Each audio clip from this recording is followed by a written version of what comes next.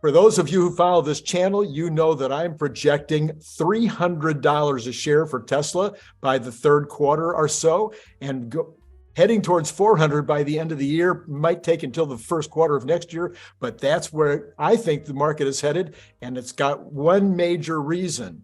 And that major reason might be something that I agree with our guest today, and that is we got Rene back. So if you liked having Rene on last time, if you like what he's here today, please hit the like button, hit the subscribe button, hit notify, because I got another show coming up with Rene this week, and then at least one. And then there's some other shows you just absolutely, you look in the information below and find out what we're going to be doing.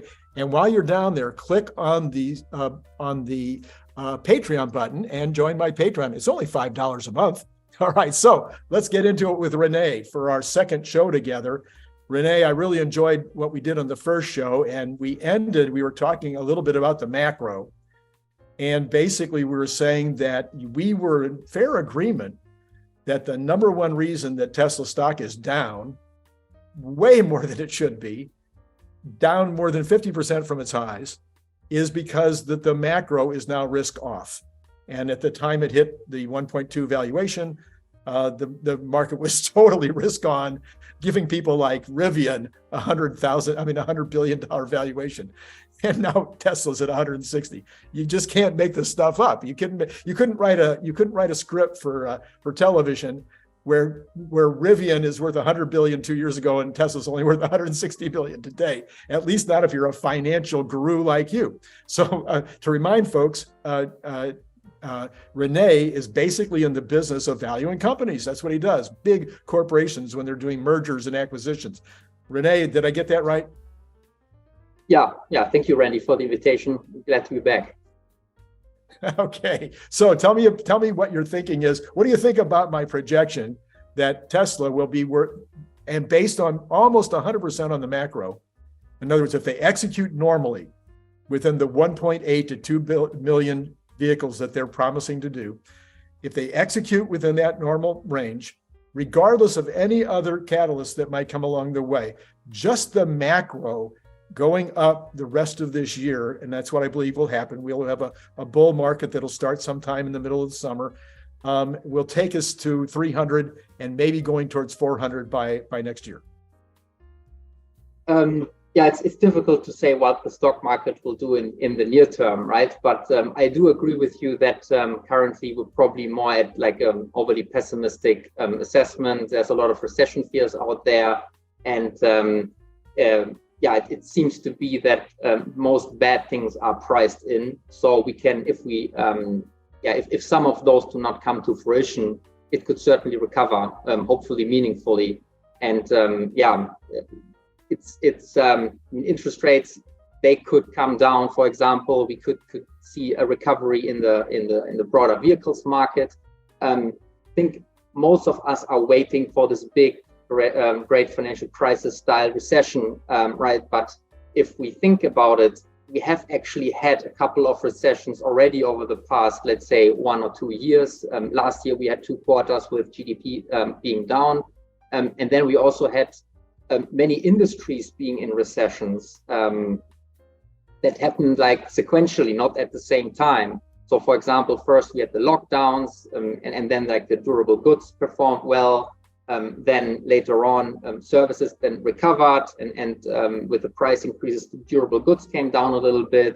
We had the energy sector performing very well because of the whole geopolitical issues we had over the past year. And we always have, it seems like some industries are heading into a recession and others are recovering and then picking up the slack. And in this whole constellation, then we have the automotive industry being pretty much in a recession for the past, I don't know, you could even say for the past 3 years, but even if you consider that they had a bit of a recovery after the whole pandemic lockdowns, they have been in a recession for like 1 or 2 years now, and with disappointing volumes. There's still pent-up demand even for ICE vehicles. First we had the shortages with the chips. Now we have the interest rates, and like people usually finance their cars like 5-6 years, and nobody wants to lock in like 7% interest rate right now. So I can imagine that if the broader economy cools down a little bit and they will react with cuts in interest rates, that will then decrease also the financing rates for cars. And it would be a bit absurd, but it could actually happen that as the broader economy cools down, one of the most cyclical industries, the automotive industry, would then actually pick up again, right? And I think that may be something that markets are not properly anticipating right now, and Tesla could obviously benefit from that a lot. So the overall automotive industry could actually lead us out of the recession, is I think what I'm hearing you say. We've had these different industries that have been in recession. I mean, housing is already popping up, at least in the United States. I don't know about the rest of the world, but the US, we're already seeing price increases. Everything I'm read another article yesterday from a major pundit saying that housing is definitely headed up. I can look at my own Zillow. I have 3 homes. I can look at the pricing on all 3 homes, all 3 heading up the first quarter and now into April. So is that what you're thinking? Is maybe auto would almost be a something that would lead us out of it? Yeah, I think there's a lot of pent-up demand. If you look, for example, at the average age of the US vehicle fleet, it's like way higher than it has been over the past 10 years or so. So people are waiting. First, they couldn't buy cars because of the shortages. And now with like the car financing rates, they used to be like maybe 3 to 4%. They're now like 6-7%. And you can see that in the yield curve already, that people are anticipating interest rates to fall over the next year or 2.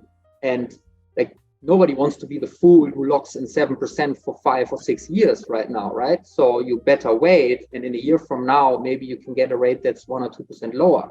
So it's the affordability of a vehicle that goes down. If the interest rate increases by 2%, a car is easily 7% more expensive. So that's part of it. But I think there's also a psychological aspect to it, that you don't want to be the fool who will pay these high rates on the vehicle if you wait just for a year. And a new car is often not a necessity. You just know it's old, it's time, but you can wait a year. And then when rates come down, I can imagine that car volumes will pick up. Yeah, and there's another aspect I've been talking about, which I think my age helps me to understand, is that people get used to these things. So a 5 or 6 or 7% interest rate on a car over time is not a high rate. And homes right now that you're paying 5 or 6%, that's the average over the last 100 years. So the fact that we're back to those numbers after being so low for 10 or 12 years, it takes a while to get used to it. And at some point, all of that is baked into the purchase decision. The auto industry responds to it, housing responds to it, everybody responds to it. And then the consumer goes, well, that's normal now. And it's not going to get better. It's kind of like Tesla raising their prices a couple of weeks ago. This was a genius move, because it said to the person who might have been waiting, it was not they thought the new normal was continuing decrease. Tesla says, no, that's not the new normal. The new normal is the price might change anytime. And right now it's going back up. You better get your car. Yeah, definitely. At some point, people need to replace their cars, right? And either that it will pay off for them to wait because interest rates drop, or at some point they accept the higher rates. It's also a possibility, of course. Yeah. Right. So just in general, do you have opinions about where you think the overall, let's talk about the overall economy first, how you think things other than the auto, you think that might start to increase. Actually, the numbers were not that bad last week on the automotive sales. They were actually up. They had the automotive reports last week and they were up. And both Ford and General Motors gave good guidance. So they're agreeing with you. What other things? I mean, I'm seeing inflation being, commodities are down. Almost all the inflation indicators except housing are down. Are you seeing the same thing? Do you think that we'll bottom out sometime in the summer or fall and then start back up? Yeah, so I think it's pretty obvious that the whole inflation topic has been a non-issue for, let's say, 4 to 6 months. It's mostly propped up at the moment in the shelter component, and everybody points out that it's not a very reliable number. It's lagging. It's based on surveys and so on. So we don't know. Yeah, it's not a very reliable indicator. The reliable indicators like commodity prices and so on actually points to a cooling in inflation, and that will at some point arrive also in the monetary policy inevitably. And I don't think it matters much. I mean, people say the Fed hikes until something breaks, but I think it doesn't matter that much whether we have a month or 2 months or even 3 months excessive federal fund rates, because it's just an overnight rate that impacts very short term. So rates will probably normalize, and that will then help the broader economy. We do not have an issue with default rates at the moment. It's mostly an interest rate problem, and the moment the interest rate normalizes, I think that will fix a lot of problems. That will instantly fix the banking crisis. So from that perspective, I think there's if people in charge will make responsible decisions, I think there's reason to believe there's reason to have optimism. And I think one thing also that's important to consider is I sometimes think about this as sort of the era of governmentism. So we have very high deficit levels, we have very high debt levels. So government spending is extremely important at the margin for economic development, right? Like what politicians decide on the Inflation Reduction Act or on their foreign policy with Ukraine and so on, that determines asset prices today much more than it has done in the past. Mm-hmm. So I think if someone fears okay, the ISM data came in and that was bad, or employment numbers came in and they were bad, or too good and that caused inflation and stuff like that, I think that's less relevant compared to what's actually what policymakers, both monetary and fiscally, are doing right now. And so I'm actually more scared about the debt ceiling discussions and than I am about economic indicators, because I think that's where it will be decided. I don't want to take a political view. I try to avoid that, because usually I realize I cannot change anything and it makes me miserable. So I try not to think about what should happen. I try to anticipate what will happen. And I think this excessive deficit spending, even if it's perhaps ethically problematic, at least for asset prices, it has been very good. And I think at the moment, there could be discussions that will decrease this deficit spending in the near term.